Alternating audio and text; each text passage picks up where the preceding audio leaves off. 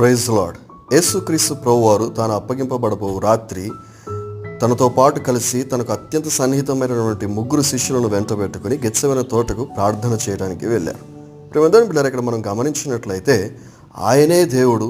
ఆయన ప్రార్థించటానికి మరి ఆయనకి తోడుగా ఇంకా 3 శిష్యులు ఎందుకు అని మనం ఆలోచన చేసినట్లయితే దేవాతి దేవుడు ఆయన ఒక చక్కటి నమూనాను మనకు ఇక్కడ చూపిస్తూ ఉన్నారు.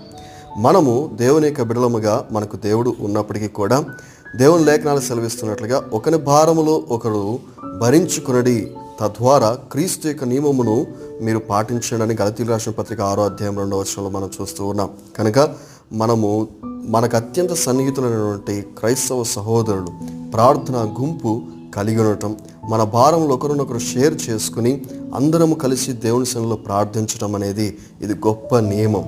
ప్రియమైన ఆ రీతిగా మనము ఒకరినొకరు ప్రోత్సహించుకుందాం.